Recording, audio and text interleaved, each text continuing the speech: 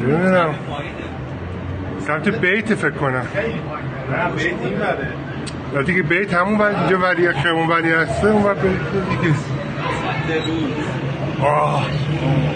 دیگه گفتم هوا باید گفتم زد. اونجا فکر کنم ریاست جمهوری همون بیتو زد دیگه. بیته زد حسین آقا بود. مسيرة يا شباب مسيرة اضرب اضرب اضرب اضرب اضرب اضرب اضرب اضرب اضرب اضرب عجل. مسيرة يا شباب مسيرة اضرب اضرب اضرب اضرب اضرب اضرب اضرب اضرب اضرب اضرب عجل.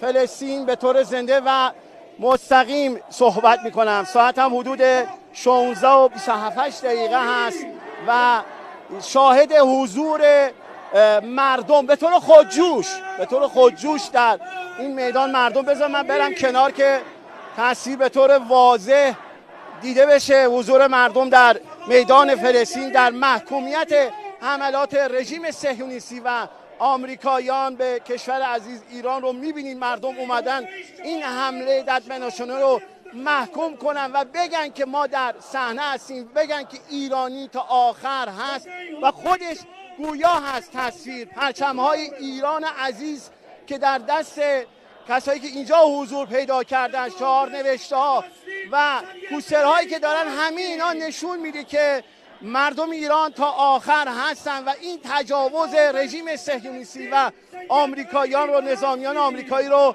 محکوم میکنه. اگر فرصت هست بریم داخل مردم از نزدیک در واقع این حضور رو برای شما روایت کنم. اجازه بدید من سکوت کنم بخشی از شعارها رو بشنوید. الله اکبر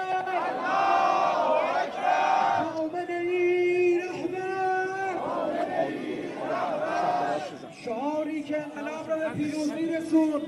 محکم و یک صدا الله اکبر